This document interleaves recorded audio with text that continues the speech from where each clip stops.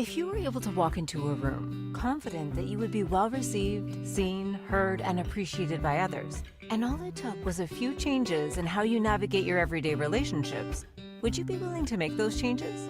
It is possible to be both fully authentic and to experience the best relationships of your life. Now, here is the host of Navigating Complicated Relationships with behavior expert Michaela Gaffen.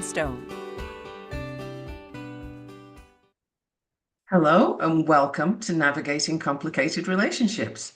Today we're talking about dyslexia, which I'm sure you've heard of, people generally have, and dyscalculia. That might be new to you. And if it is, please do stay tuned because this is something that's very interesting to know, and I'm sure you know somebody with it. So I'm Michaela Gaffen. I'm a board-certified behavior analyst. I also have dyscalculia.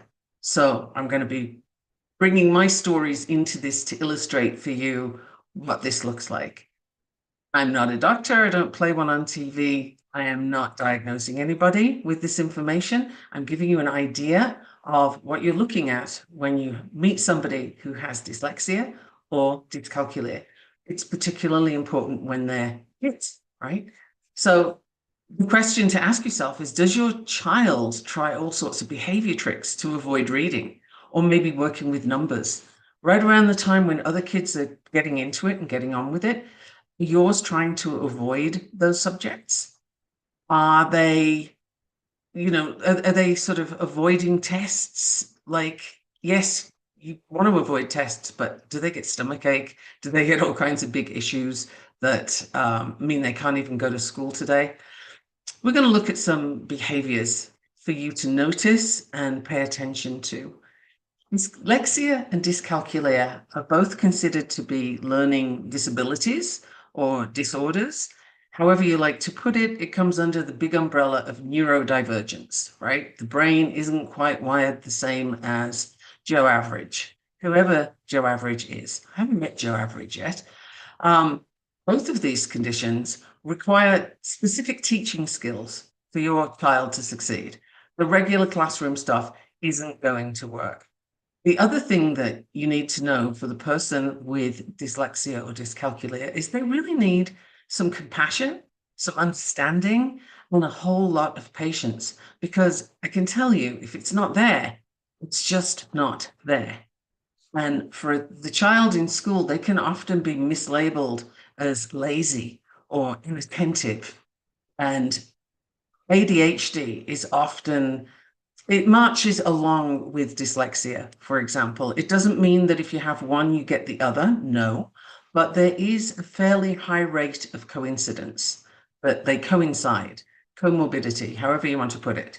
But the one doesn't necessarily mean you have the other. However, it can look with dyslexia, like, or dyscalculia for that matter, when the subject is so difficult to follow along, it can look like the child's not paying attention, like they have a focus issue.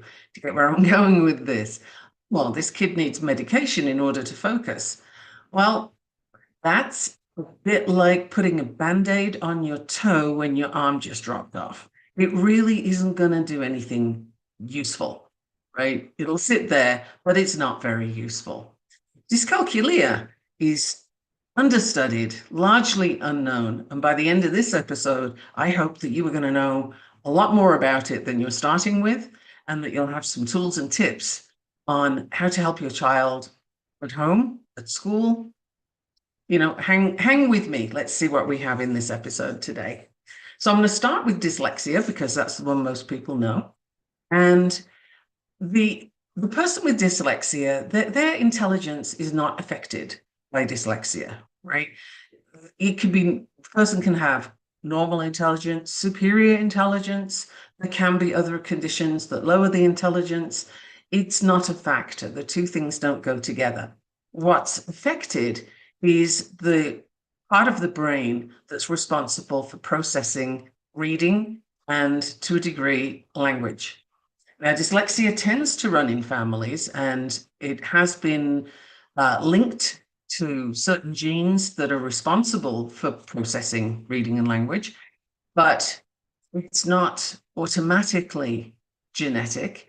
And just for interest's sake, not for a child particularly, but for the adult who becomes dyslexic, it can occur with traumatic brain injury. It can occur with stroke, dementia. And if you think of it, all these things have an impact on the brain, and it will alter how the brain operates, how well it's functioning, and it can affect different parts of the brain. So if the area that works with language is affected, then that person could become dyslexic. And that would be very difficult for somebody who didn't start off that way to suddenly handle all these differences. Now, the problem with dyslexia is that the child can develop a low self-esteem. They can develop behavior problems, because behavior is communication, right? I mention this a lot, and some people have said to me, oh, that's a cliche. Okay, work with me here. Behavior is, in fact, communication. If you don't have the language to express what's going on for you, you can behave what's going on for you. So the person who's unhappy, they might not know exactly why they're angry about something, for example, or why they're unhappy about something. But they can certainly show you by, stubbing their toe, kicking the door, or yelling, or, some other behavior. It will show itself, even if they don't have the words to cover exactly what's happening. So this child is very prone to anxiety, and wouldn't you be? If you're trying to read things, you're trying to make sense of this book that the teacher wants you to read, or more difficult, you're trying to summarize something. That's very difficult for somebody with dyslexia, to summarize a story. So if that's their homework, you've just given them something of a nightmare. And yeah, that's going to build anxiety. Sure it is, particularly if that child doesn't feel supported. So finding out early that your child has dyslexia, it's very possible. There are lots of tests out there. There are lots of things to look for. And there are special tutors for dyslexia. There's all kinds of ways that you can approach dyslexia. It does not have to be a stumbling block in school. It does not have to be a big problem. But if it's not treated, if the child doesn't feel supported and understood, then anxiety is going to skyrocket, particularly if they're in a school that's not very tolerant and not very aware of dyslexia and what that looks like. All of those things I've mentioned, the low self-esteem, the behavior issues, anxiety, goes together, and you have a ball of aggression coming up, right? That's what you can be dealing with. And it's a sort of cover, if you will, for feeling inadequate, for feeling like they're less than the other kids, because that's kind of the impression they get, right? It's not true, but it's the impression that that child gets. Then you can end up with social withdrawal from parents, from friends, teachers. And I have a story for you at this point of a child that I worked with. This was a teen, and the teen family had gone through every kind of therapy they could find. The school had done interventions. They had exhausted all the avenues when I was asked to work with them. Now, I mention all of that because this is not a task I would have taken on if they had other avenues, such as therapy. They'd used everything, including medication. They'd gone the whole route. This child had been diagnosed with autism, dyslexia, and extremely high anxiety, and was having terrible problems in school, but had also started cutting. Now, cutting is a coping mechanism for levels of pain and anxiety that I can't describe to you. But just think, if the pain of cutting yourself is a response to, a cure for, if you will, that level of pain and anxiety, then you have somebody who's really dealing with a lot. So I did work with this family, and we really worked on what the causes of the anxiety were, rather than taking away the tools that he used, because taking away the tools that someone uses to cut with can lead them to find more problematic tools. So that wasn't something I wanted to do. I am not prescribing this for anybody. I do not recommend that you go this route at all without very careful supervision. So go see a doctor if you're looking at this kind of problem. Do not take my word for this. This is my experience. This is what I've done. I am not prescribing. So that is absolutely a disclaimer there. However, this child was also socially withdrawn and a great many things. A year later, after we'd worked together, he's social, doing really well, and in an alternative schooling environment that works way better than the traditional school, and they are geared for people with dyslexia. And once all of those systems kicked in, the anxiety kind of got to a more manageable level. So it's really key. Don't underestimate what dyslexia can do to your child's self-esteem. It can be huge. And then when the person with dyslexia reaches adulthood, well, depending on what they've had for support during the school years, they might not reach their full potential as adults. Educational, socioeconomic impacts, all of these things can come forward, and you end up with a genius working at a fast food joint. And that can be, okay, it's a job, yes, but I'm not even going to look at what's worthwhile and what isn't. But would you call that reaching full potential? I would not. I think it's really important to figure out what you can do. Now, I asked someone with dyslexia recently, how would you describe the effect of dyslexia on who you are and how you show up in life? And her translated quote, because the answer was in Dutch, was, "It gives me creativity and the ability to see images in my head and walk around it. It makes me a non-linear thinker. Think outside the box." And this person has learned to embrace the gifts that dyslexia brings with it, because when you have an area that's not functioning the way you expect it to, you're going to have other areas that do so much better. So think of the person who can't see. Their hearing is likely to be absolutely so acute that they can hear things that, you would never hear. So that's the kind of thing that can happen. Other areas of the brain are going to kick in and say, hey, let's make this rock. So I'm going to go into what the signs can look like and typical signs, but don't take the things I'm telling you as that's it. This kid needs help. These are things that what I want you to look at is, do you need to pay more attention here?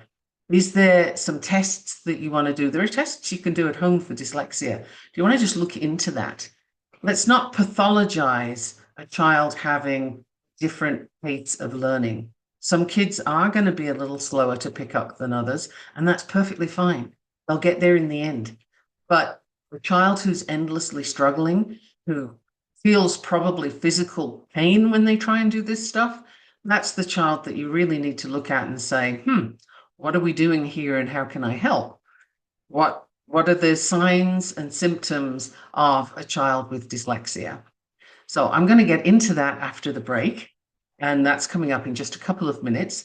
I want to remind you that you can contact me anytime.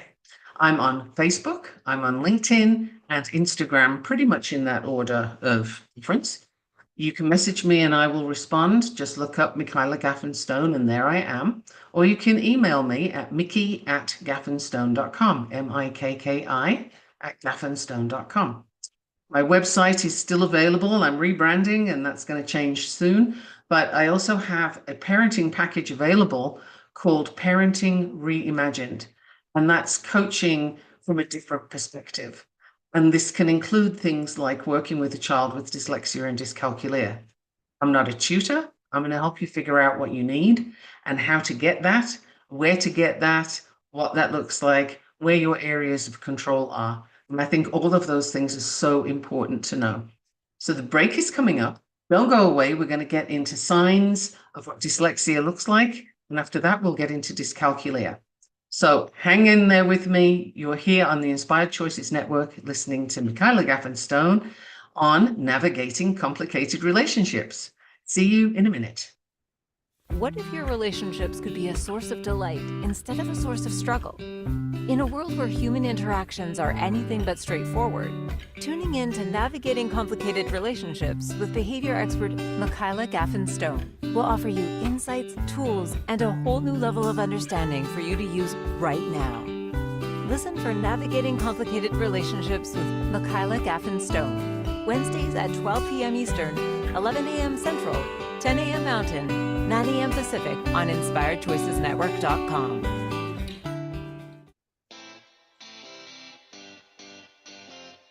Are you a subject matter expert? Are you here to share your expertise with an audience waiting to hear from you in only the way you can deliver? Are you ready to have your voice amplified across the airwaves? Inspired Choices Network has a global radio platform streaming to millions of people across the world. Professionally produced and supported by an accomplished team every step of the way, you can broadcast from anywhere in the world, knowing your voice matters, and we ensure it is delivered with ease and efficiency. Eager to hear your message, the world awaits. Contact us today to become an Inspired Choices Network radio host. Email become a host at inspiredchoicesnetwork.com. This is Navigating Complicated Relationships with Michaela Gaffen. To participate in the program, join the live studio audience in our chat room at inspiredchoicesnetwork.com. You can also send an email to mickey@gaffenstone.com. Now back to the program. Welcome back. I'm so glad you're still here, and I really hope that by now, if you've been listening to me, you're used to knowing that you need a notepad, a pen or a pencil or a computer, something to take notes on, unless of course you're driving, in which case, please don't try and do all of that at once. I'm going to go now into some of the signs that you can look for dyslexia before we leap into the subject of dyscalculia, which is near and dear to my heart as I have dyscalculia. Now, dyslexia and dyscalculia are learning disabilities, and they require different teaching strategies from the norm in school, a different approach. And I would love for teachers to be taught that there are many ways to teach one thing and how they can incorporate that into the classroom. Because there's going to be kids with dyslexia in a big classroom. That's really likely to happen. So let's dive into some of the signs. Early signs of dyslexia can be a child who's late to talk. Okay, that can also occur in autism. It can occur in a few other things. So bear in mind, these signs can be signs of other things too. Just pay attention to them because it could be a sign of an issue. It's up to you to figure out which one it is so that you can, follow that track. Learning new words slowly. Try swearing and see how fast they learn. That tends to be really quick. Problems forming words correctly. They might reverse the sounds in words or confuse words that sound alike. Problems remembering or naming letters, numbers, but we're going to get more into that later. And colors.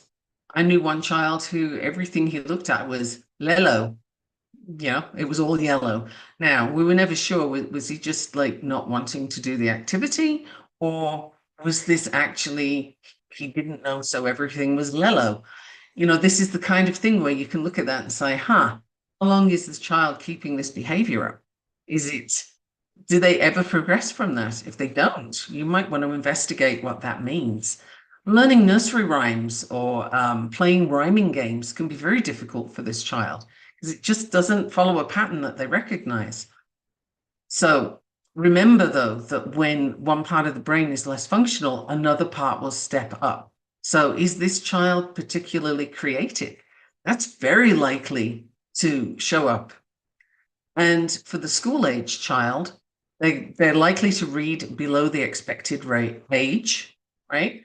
Processing time for information is going to be a factor. Now, the team that I mentioned earlier on had processing time requirements. Now, what I mean by that is I tell you something, you're going to make a note. I tell you something and you're going to respond. But if somebody needs some processing time, that's not going to work that way. You need to give them some seconds or maybe a minute to respond. And it might not sound like much, but it's not what we're used to. Even a 6-second pause can feel like an eternity.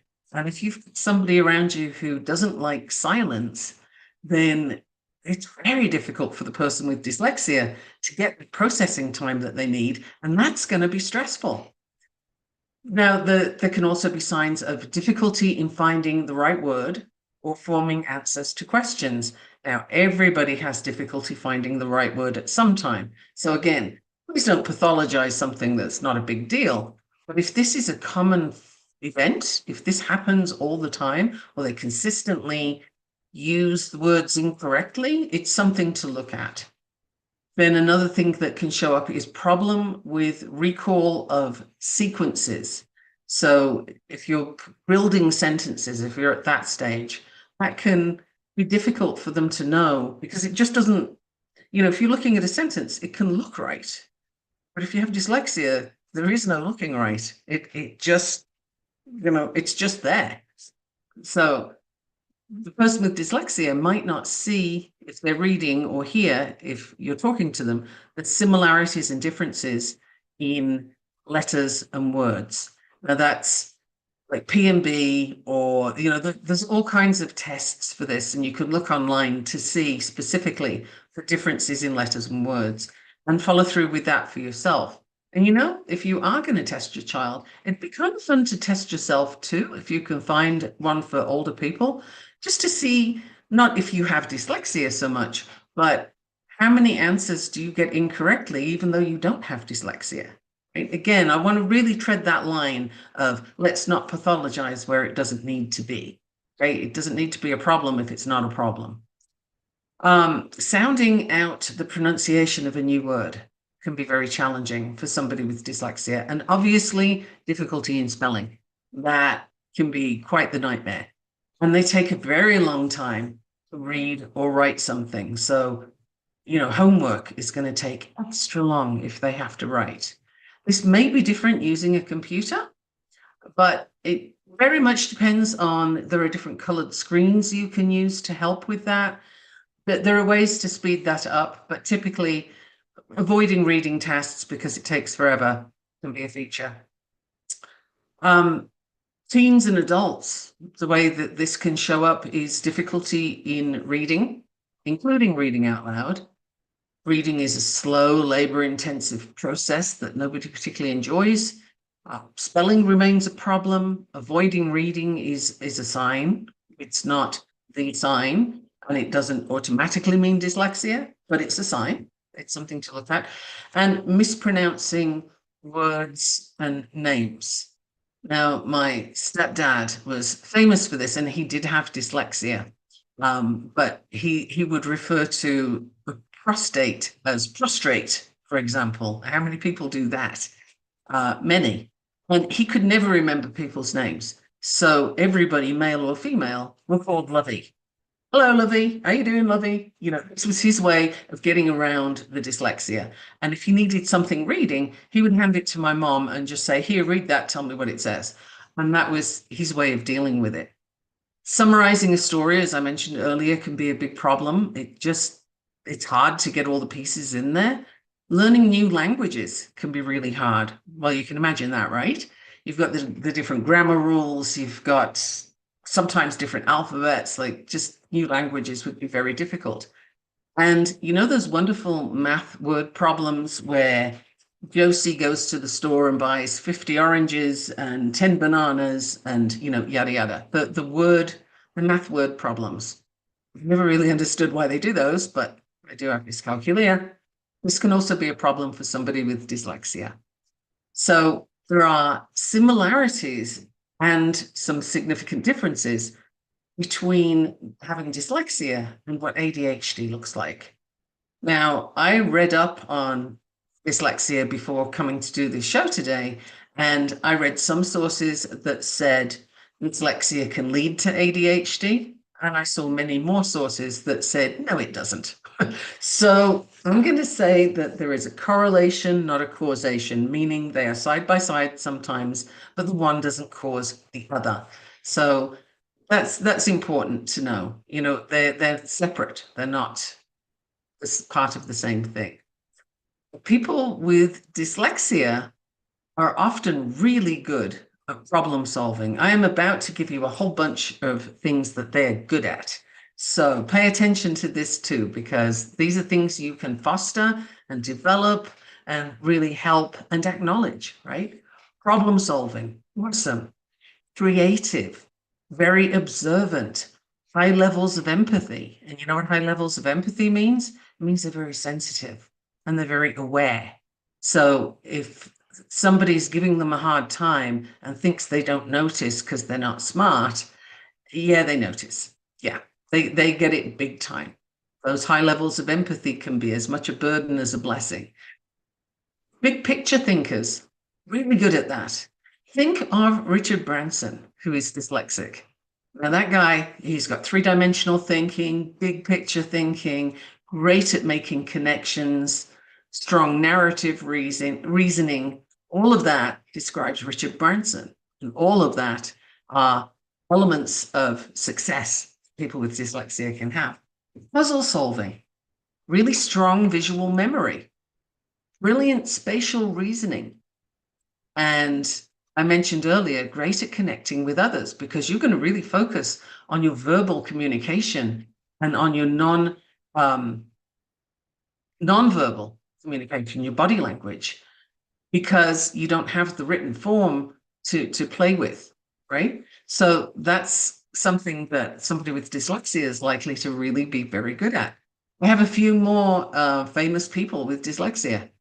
Alexander Graham Bell was thought to be dyslexic. Albert Einstein, I mean, he also had Asperger's. Bill Gates, likewise. Thomas Edison, who was considered to have ADHD as well as dyslexia. And Louis Pasteur, who had dysgraphia, which means his writing was a problem as well as his reading. I mean, he really had some challenges, and yet look at what he achieved. So that's dyslexia in a nutshell for today. And now I'm going to move very smoothly into dyscalculia and a little bit of math anxiety, because sometimes the one can be mistaken for the other, and both affect how kids can do math. So I'm going to start with that, and I hope you keep making notes. Note any questions, because I'd love for you to ask them of me at some point. So let's go into math anxiety, because that's fairly brief. Math anxiety is an intense feeling, a lot of worry, and it's worry about the process. The child's questioning their abilities, even though they can do it. And it's a bit like, the comparison I'm going to give you is, if you have dyscalculia, it's like hiking up a mountain with a broken leg and not being able to climb the peak. Then math anxiety is like hiking up the same mountain with constant worry about what might happen if you try to climb the peak. Both of them can stop you from getting to that peak, but it's a very different process. The one is a learning disability that requires help. The other one is an anxiety issue that requires a very different type of help and a very specific anxiety approach, right? To reduce the anxiety about the math, find out where that came from and how can it be reduced. Sometimes that's environmental. So math anxiety, it can lead to, avoiding class when there's tests coming up. But for somebody with dyscalculia, they'll avoid the class, especially when tests are coming up, but not only when, right? There is a subtle difference there sometimes for somebody with math anxiety, which is it's worry. It's a lot of worry about the process. And someone with dyscalculia who just can't do it. And it doesn't matter how many times you yell at them. It doesn't matter how many times you tell them that they just have to do this. It's really easy. I would argue that if you don't have that part of your brain wired for this, then it is not easy. It's not even possible. If you're caught early enough with dyscalculia, there are ways to help somebody with that, but it's generally diagnosed between the age of 6 and 9 these days. Back when I was at school, it wasn't diagnosed. You were just lazy or stupid or both. So, if your child's having difficulty with numbers, let's have a look after the break and see what exactly that could look like. Don't go away. You're listening to Michaela Gaffen Stone on the Inspired Choices Network, and this is Navigating Very Difficult Conversations and Relationships. What if your relationships could be a source of delight instead of a source of struggle?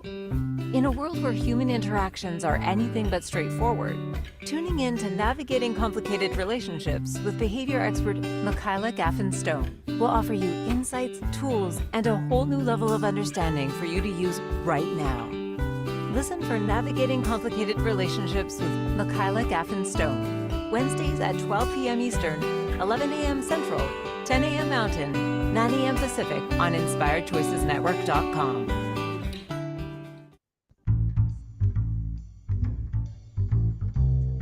How wonderful would it be to carry your favorite Inspired Choices Network host with you throughout your day? Well, now you can. Inspired Choices Network now has its very own mobile app. Our free app offers live streaming shows, along with thousands of podcasts and TV episodes.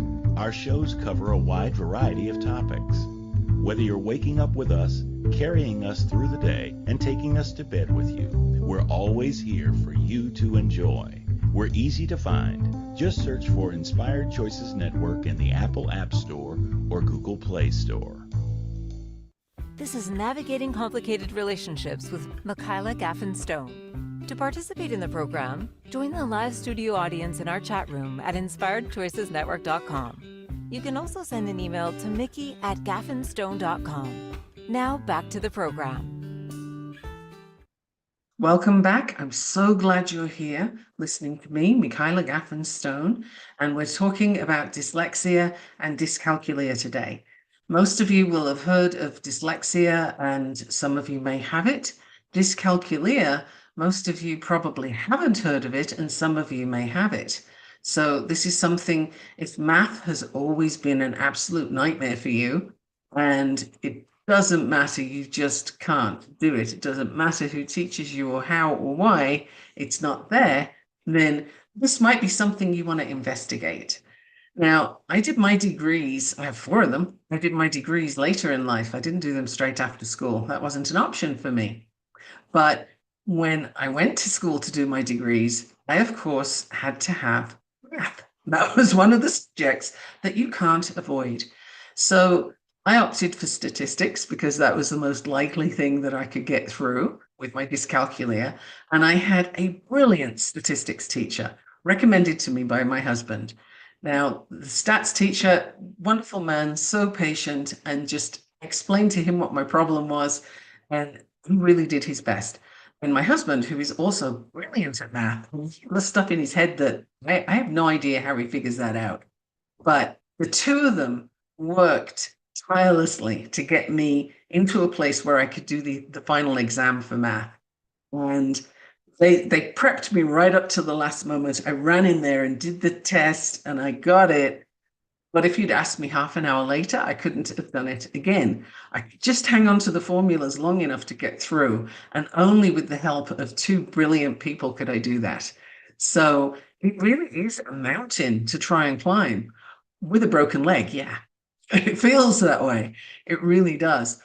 Now, the comparison of dyscalculia and math anxiety, I think, is significant to do. And, you know, the parent who's trying to learn new math probably experiences math anxiety, even though they don't have a problem with math, right? So you can understand that feeling of nervousness about the subject. You just don't feel secure in it, even if you're good at it.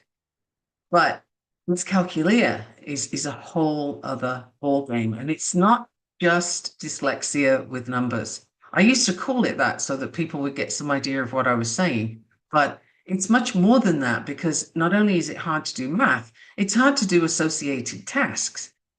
I was saying before the show started that if you took me to the end of the street and turned me around 3 times, I'm going to be completely lost.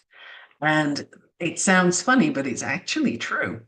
And there's a story to illustrate this so beautifully. I was living in Belgium. My kids were little, and I'd gone to visit a friend, and I'd followed her, my car behind her car, all the way to where she lived. So that was fine. And this is before GPS, okay? And don't give me a map. Reading maps is not my forte either. It was before GPS. So we got there, we had a good time, and then she said, okay, bye, see you again. And I realized, oh, I have to get home. Oh no. And I got in the car. I was so nervous. I had no idea where I was going. I had no sense of direction, no clue. This 6-year-old voice behind me said, "Don't worry, Mum. I know how to get us home." And I thought, well, I have no clue, so I'm going to follow what he says. And this 6-year-old directed me from one part of Belgium to another. And not only did he get us home, but he got us home faster than the way I was trying to find. So my reliance on him was 100%, though. I had no clue where I was. And that's the sort of lost part of having this dyscalculia. I almost said dyslexia. Literally, it's like being put on a new planet. You have no idea. So I'm used to being lost, which means if I'm driving, I'm going to have a full gas tank because I never know where I'm going to end up. Now, GPS has made that much less of a problem. But if the GPS goes down, it's an issue. And there was one time when we were living in Maine and I was trying to come back from university and there was a train track I had to cross. The train had broken down on the train track. Oh man, the GPS wanted me to go that way. So I kept trying to get far enough away so it would give me a new route and it wouldn't do it. I had to phone my husband and have him talk me through how to get to a different route. And he was asking me really difficult questions like, where are you? I don't know. You know, what are you looking at? Buildings. It took a while. I don't need to go into the whole detail, but it's kind of legendary. And he was so patient. He was so good. So doing poorly on math tests, doing poorly on math tests, those kind of things can really be feature. And it sounds funny and it kind of is, but it kind of isn't. The person with dyscalculia is going to spend a very long time on their math homework. And you think, well, you spent 3 hours on that. That's got to be good. It's probably really not. Because it's like me saying to you, if you're not a Mandarin speaker and you haven't learned to read and write Mandarin, it's like me giving you a sheet of homework and saying, here, write me a story in Mandarin, right? How well's that going to go? It's not going to look like anything that somebody who reads Mandarin would be able to read because you don't get it, right? That's how dyscalculia works for math. And anxiety, yeah, absolutely. There's anxiety there as well. It's just that it's as well, right? It's not only. So difficulty in understanding numbers. I think we've thrashed that one out, but there's also difficulty in understanding numbers as quantities, recognizing the magnitude of less and more. And this will particularly show up when a child is young. Trouble handling money and finances. I'm not even going to get into that. Let's just say it's not my skill set. And I wouldn't make a particularly good accountant at all. And I don't know that you'd find anybody with dyscalculia as an accountant, right? Now, the funny part is graphs and charts are difficult for people with dyscalculia. And I'm a board certified behavior analyst, which means all our information is in graphs and charts. That takes me a lot of work. But when I've done enough repetition, it's fine, I can do it. But it wasn't the easy no-brainer that everybody assumed it would be.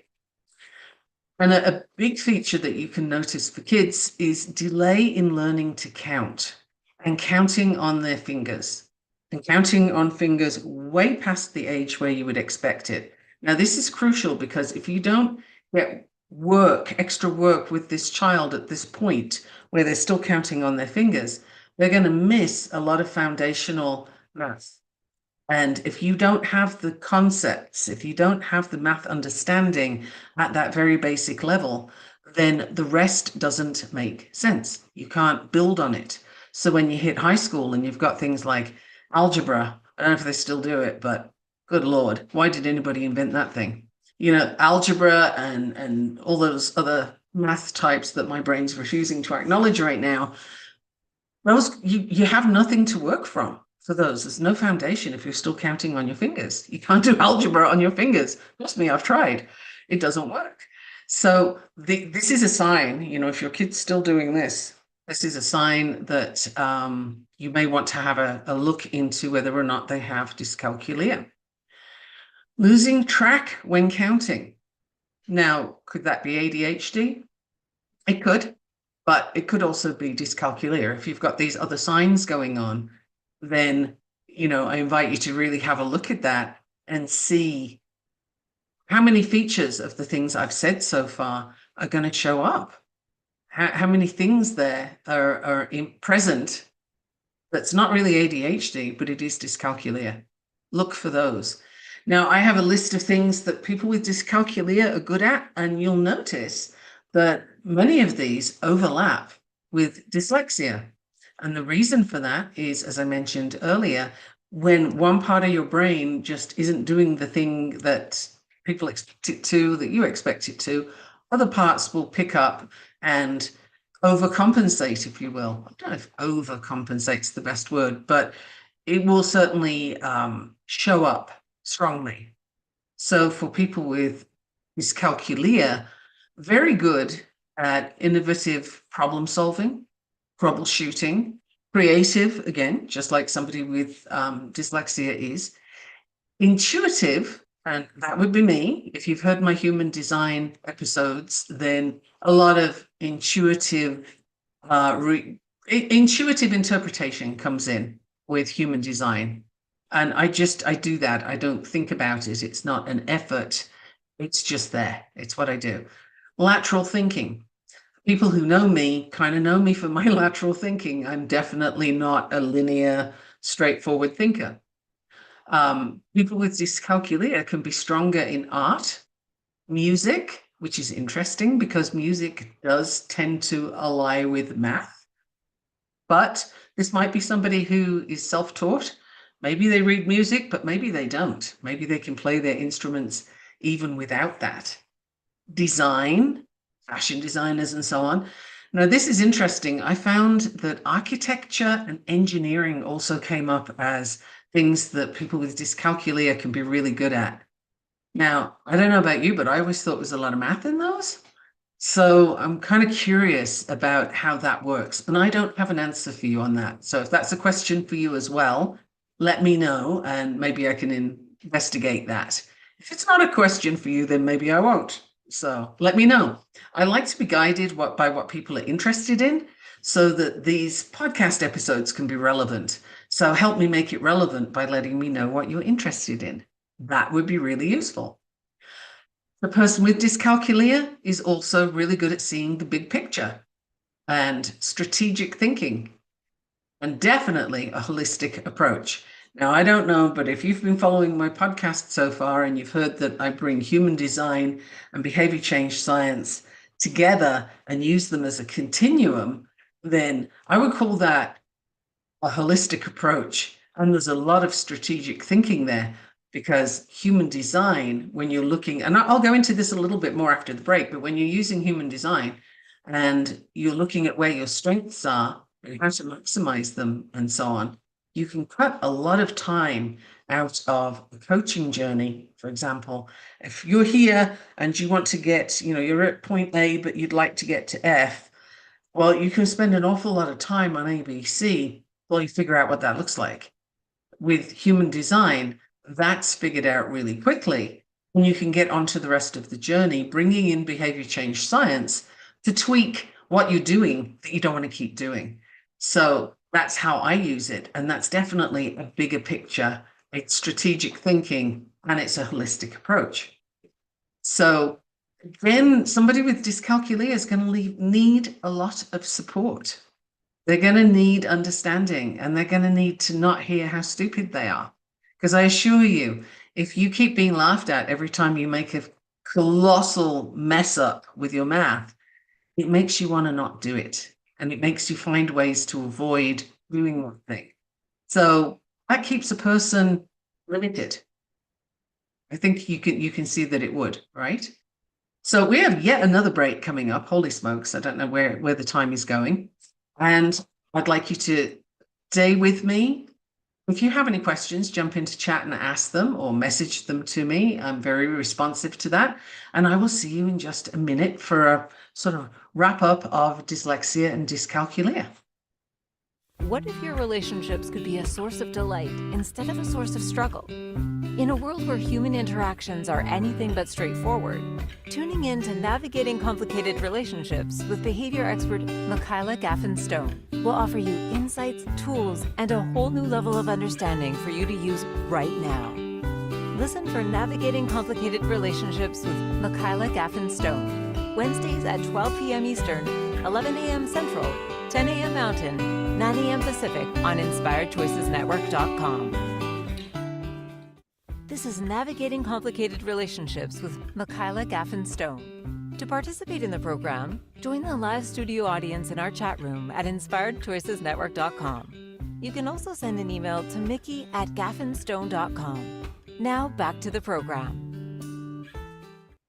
Welcome back, everyone. I hope you've been making notes. If you haven't, you can always check out this podcast again on Inspired Choices Network. We're on over 450 platforms. You can listen on Audible, Spotify, iHeartRadio. There are so many ways to get this episode and others. And there are other hosts on the network who are absolutely awesome. So I invite you to check out the whole thing and see what subjects you're interested in. There are podcasts for days. You can listen to us while you're driving and all sorts. Don't watch anything while you're driving, though. Just the road. So, dyscalculia, what to do? The main thing is between the ages of 6 and 9 seem to be where it's most easy to diagnose. That hopefully will improve and become an earlier thing. But it's still fairly new to diagnose dyscalculia. And I did write out some famous people with dyscalculia, but there are very few. Now, why? It's not because there are few people with dyscalculia, it's because they don't know. It's only been recently put into sort of law that this is something you can be diagnosed with. So the ones I have are Cher, Robbie Williams, Mick Hucknall, all of whom are singers, and then Mary Tyler Moore as an actress. So that's it. That's all I have. So if you've got a child with dyscalculia and they want somebody who's inspiring to look at, you're going to have to dig to find out who that might be, because there's just not that many people known. Dyslexia, there's a great deal, but for dyscalculia, you feel a little bit left out, honestly, because nobody's talking about that. Everybody's very much focused on dyslexia. So if you have a child with either of these conditions, there's so many things you can do. I do recommend coaching, because this is going to help you figure out what behaviors you can encourage, which ones are showing you that there's a problem, and how to address that problem, what resources to bring in, where the resources might be found. And that can be such a huge help. The more resources you get earlier on, the better it is. And wherever you are in the world, we can find something that's going to help. Now, human design can be very useful. Does human design show that you have dyslexia or dyscalculia? No, it doesn't. But what it does show is where your strengths are and where your talents are. So the human design body graph tends to show 2 or 3 themes. Now, this is something that you won't find it written in a book. It's something that I have found as I'm working with people with human design. There will be a theme of storytelling, for example, and that same person may have a theme of values being a priority. Now, how does that work together? Well, you can interweave values into storytelling, but what do you want to do with that? What does the child want to do with that? Would they like to be a public speaker? Would they, if they're not having trouble getting their words in the right way around? Not everybody with dyslexia shows up the same way. And I think that's really important to note as well. So if you have somebody that's great at speaking, but not all that for the reading and writing or the reading, then there's an avenue and you can explore that for your child. Can they do their exams orally, for example, if they have dyslexia? There's software that you can have, voice to text. So the child can speak and then it gets put into text, or text to voice where it's read to you. That can be a great way of helping the child get the information. Now, this is not instead of reading and writing per se. It is as well as, particularly when the workload is increasing and the child's got so much to work through. Do you really want to make them sit there and pull teeth? Do you really want the child to sit there and feel miserable? Because I can guarantee you that's exactly how they're going to feel. It's so stressful, and you become so tight inside when you have to do this subject that you simply don't have access to. When you look around, nobody's understanding that. They just look at you like, what's wrong with you? You can do all the other things. I mean, I've mentioned to you before, I have 4 degrees and I got them faster than you might think because I'm not stupid, but I can't do math. The two things, or I should say, and I can't do math. You know, those two things, the one doesn't mean you can't do the other. But with dyslexia, you might need some different accommodations where some of the stuff that you're working through is read to you. And there is the software for that. So have a look. If you think your child's having struggles in any of these areas, have a look for resources and see what's out there. Find a coach, such as me, who has a background in behavioral science and understands the difficulties that that child's facing. Work with the human design so that you can see where their strengths are and play to those and really encourage the building of those strengths. Richard Branson has dyslexia and it has not slowed him down. He left school early. School didn't do it for him. And you'll find that happens a lot for adults, young adults, teens with dyslexia or dyscalculia. School's a nightmare. It's not fun. There's no good stories about it. It's a case of they're trying to squish you into a box that you just don't fit in because you're neurodiverse. And neurodiversity covers a bunch of things. But when you come under that umbrella, you don't fit in that wretched box of here's your average kid. And frankly, it's time to get rid of that box because, as I mentioned right at the beginning, I don't think I've ever met Joe Average. It's just a point on a bell curve. There you go, I used math. It's a point on a bell curve that doesn't actually exist. So let's think differently about this. Parenting Reimagined is a way of approaching how your child's dealing with dyslexia, dyscalculia, ADHD, autism, any of these things, and having a way for them to capitalize on the things they can do so well, work around or with, depending on where they're at, the issues that come up for them, and live a really full life to the fullest potential. Why not?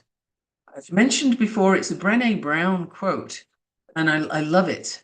I may be reversing it, funnily enough, but basically she says that fitting in is the opposite of belonging. And we want our kids to belong, right? A chameleon fits in. A chameleon will change its color to match the background so that it's not remarkable. It doesn't stand out. It's not that it belongs, you just don't notice it. Now, do we really want kids that are neurodiverse to be in that position? As somebody who's in that category, I'm going to say no. Let's have a whole lot of standing out, shall we? So I invite you to have a conversation with me on the subject. If this is you or your child or somebody you know, you can always book a call with me and let's have a chat. My website has a booking button. My emails have a booking button. And the website is www.gaffenstone.com. If you want your human design read, that's the place to go. And if you want your child's human design read, we can really play. The interaction between your chart and your child's chart is fascinating.